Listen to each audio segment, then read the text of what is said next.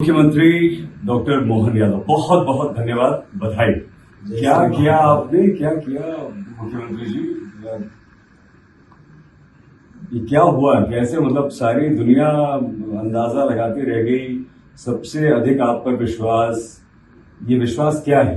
अलग मैं भारतीय जनता पार्टी की ताकत मानता हूँ। भारतीय जनता पार्टी विश्व की सबसे बड़ी लोकतांत्रिक पार्टी है और हम जैसे सामान्य कार्यकर्ताओं को उठा करके जो जहाँ जिसकी आवश्यकता लगती है उसको वहाँ काम दे देते हैं। ये उसी का एक तरह से परिलक्षण है और ये हम मान के चलते हैं कि माननीय यशस्वी प्रधानमंत्री के नेतृत्व में जिस प्रकार से देश सभी क्षेत्रों में भाजपा के कार्यकर्ताओं से काम ले रहा है, देश के बाकी लोगों में जिस प्रकार का संदेश है, उसी प्रकार से यशस्वी गृहमंत्री, यशस्वी राष्ट्रीय अध्यक्ष माननीय नड्डा जी, माननीय अमित शाह जी, हमारे निवर्तमान मुख्यमंत्री जी और हम सब मिलकर के माननीय प्रधानमंत्री के नेतृत्व में मैंने पहले उच्च शिक्षा मंत्री के रूप में काम किया था और डबल इंजन सरकार 5वीं बार जब चलेगी तो निश्चित रूप से प्रधानमंत्री के नेतृत्व में काम करके दिखाएंगे। बहुत बड़ी जिम्मेदारी है आपके ऊपर, मुख्यमंत्री के रूप में आपकी प्राथमिकता मध्य प्रदेश की। देखिए, जब देश के प्रधान सेवक के रूप में माननीय प्रधानमंत्री अपने आप को मानते चलते हैं तो मैं भी एक सेवा का ही सेवक के नाते से मुख्यमंत्री तो एक पद की बात हो सकती है, लेकिन मन में सेवा के भाव से एक सेवक करके मैं काम करना चाहूँगा। इतना लो प्रोफाइल कैसे रहे आपने MBA किया, आपने लॉ किया, आपने डॉक्टरेट किया, तो एमए के बाद ही सब कुछ इसलिए मैंने नहीं कहा। तो इतना ये लो प्रोफाइल मेंटेन करना आपके पास है। देखो, हमारे सभी कार्यकर्ताओं की पार्टी के अंदर ये विशेष ट्रेनिंग भी होती है और मैं तो मूलतः स्वयंसेवक हूँ। संगठन 3 वर्ष का शिक्षण हुआ है, विद्यार्थी में लंबे समय काम किया, संघ में काम किया, भाजपा में भी लगभग 20-25 साल से ज़्यादा समय से काम कर रहा हूँ। पार्टी के अंदर हमारे यहाँ यही काम को प्राधान्यता देते हैं। व्यक्तिगत जीवन में आपके अपने आडंबर का कोई स्थान नहीं। 2 चीज महत्वपूर्ण है, ऐसा नहीं है कि आप उच्च शिक्षा मंत्री के तौर पर आपने न्यू एजुकेशन पॉलिसी को बहुत अच्छी तरह से लागू किया। उससे पहले आप Ujjain UDA, Ujjain development authority और टूरिज्म डेवलपमेंट कॉर्पोरेशन के अध्यक्ष रहे, मतलब दोनों आपका मंत्री का दर्जा रहा, कैबिनेट का राज्य का। अब आपको लगता है कि वो एक्सपीरियंस यहाँ काम आएगा? निश्चित रूप से हमारे लिए प्रशासनिक क्षेत्र में लगातार मैं 6-7 विभाग में काम कर चुका हूँ और काम करने का ये कॉन्फिडेंस भी होता है और ये बात सही है कि पार्टी के अंदर हमारे वरिष्ठ भी संभाल के रहते हैं और जरूरत पड़ने का बहुत बड़ा हमको संबल तो यशस्वी प्रधानमंत्री का है, जिन्होंने कहा कि हर राज्य को बराबरी से वो आगे बढ़ाते हैं। यहाँ तक कि कई ऐसे राज्य जो विपक्षी दल होते हैं, लेकिन माननीय प्रधानमंत्री जी कभी भी ऐसा कोई मौका आता है कि राज्य सरकार को अगर केंद्र सरकार की जरूरत है तो वो दमदारी से साथ आते हैं। और मैं तो मान के चलता हूँ यशस्वी पूर्व निवर्तमान मुख्यमंत्री माननीय शिवराज सिंह जी ने हमारे प्रदेश को माननीय घंटाधार उनके नाम से जानते थे। दिग्विजय सिंह के शासनकाल में प्रदेश की बहुत दुरावस्था थी, लेकिन आज एक अच्छी स्थिति में ले जाके उन्होंने प्रदेश को पहुँचाया है। उसी काम को, उनकी बाकी कामों को यशस्वी प्रधानमंत्री के नेतृत्व में डबल इंजन सरकार के नाते से आगे बढ़ा। लाडली बहना योजना सभी शिवराज सिंह चौहान जी की बड़ी महत्वाकांक्षा थी और श्रेय भी दिया गया लोगों की प्रचंड जीत का कि भाई लाडली बहना को गया। आप कैसे उसे आगे बढ़ाएंगे? देखिए, सभी योजनाओं को जो सरकार की लोकप्रिय योजना है उन योजनाओं को लगातार चलाए रखना हम सबकी जवाबदारी है। पैसे जुटाना चुनौती लगती है आपको? देखिए, कांग्रेस हमेशा आरोप लगाती रही कि शिवराज जी कर्ज में है। आपकी जानकारी के लिए बता दूं कि जब 2003 में सरकार थी दिग्विजय सिंह जी की, उनके शासनकाल में कुल 20,000 करोड़ का बजट होता था और आज 3,60,000 करोड़ का बजट है। जब आप अंदाज लगा लो 1956 से सरकार चालू हुई है और 56 से लगा करके 2003 तक कुल 20,000 करोड़ का बजट, और आज अगर लगातार ये 20 साल में 3,60,000 तो कितने गुना हो गए। ऐसा समस्या नहीं है, पैसा तो सरकार का काम है कि सरकार डेवलपमेंट का काम करे। और ये आप और बड़ी जोरदार बात है कि एक दिन भी ओवर ड्राफ्ट नहीं हुआ। तो सरकार के सभी कामों को चलाने के लिए सरकार पैसे का महत्व है, लेकिन अगर हम ढंग से विकास करते तो माननीय मोदी जी के नेतृत्व में दुनिया की तीसरी अर्थव्यवस्था 24 के चुनाव के बाद बनेगी, 5वीं अर्थव्यवस्था तो हुई गई।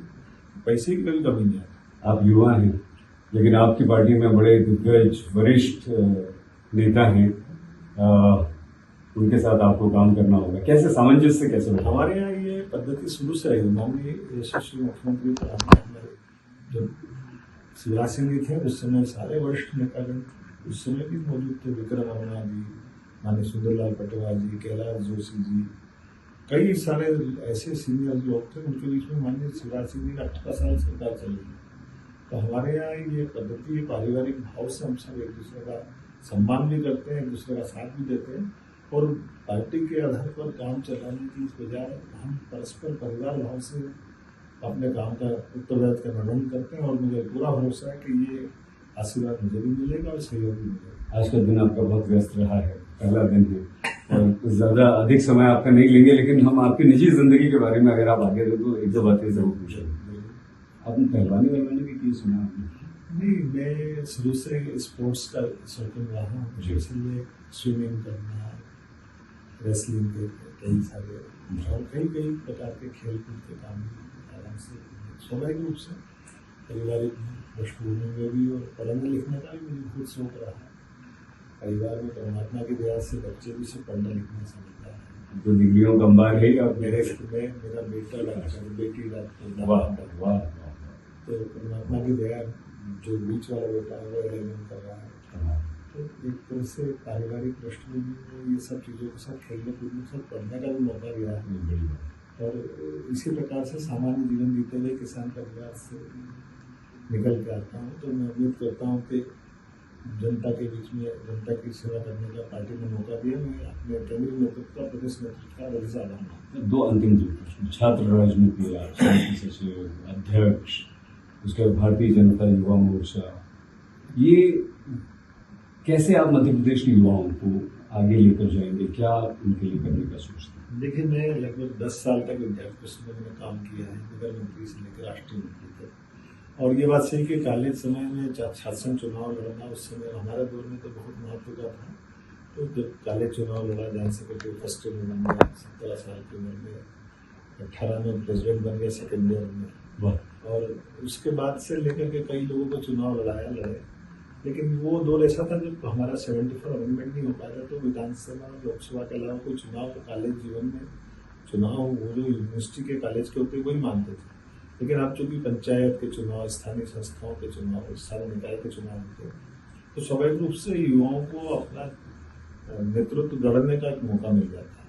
इसलिए इस इलेक्शन के आधार पर युवाओं को भी चांस मिलता है। लेकिन मैं उम्मीद करता हूँ कि कॉलेज में भी हमको वोटिंग राइट्स का महत्व मालूम होना चाहिए, उसका तालमेल हम कराने का प्रयास करें। अंतिम प्रश्न, अधिक समय न लेते हुए, संघ में आपकी जबरदस्त सक्रियता, और वो संघ में भी आपने जैसे उच्च शिक्षा ग्रहण की शिक्षा में आपने टॉप शिक्षा ली, वैसे संघ में भी आपने क्या कहते हैं तृतीय, हाँ बताइए आप मुझे। तृतीय शिक्षित कैसे आप वहां तक कैसे पहुंचे, और संघ की जो ट्रेनिंग है, वो संघ के जो कार्य हैं जो आपने किए हैं, वो इस इतने बड़े प्रशासन को चलाने में कैसे मदद किया? तो संघ एक सांस्कृतिक संस्था के रूप में काम करता है, जो नैसर्गिक गुणों को स्वाभाविक रूप से देश की जड़ों से जोड़ने का प्रयास करता है, राष्ट्रवादी विचारों को पोषित पल्लवित करता है। वो हमको अपने आचरण में, व्यवहार में, संस्कार में, व्यक्तिगत जीवन में शुचिता, शुद्धता और व्यक्ति का व्यक्तित्व परिपूर्ण रूप से निखर के आए, इस दिशा में काम करता है।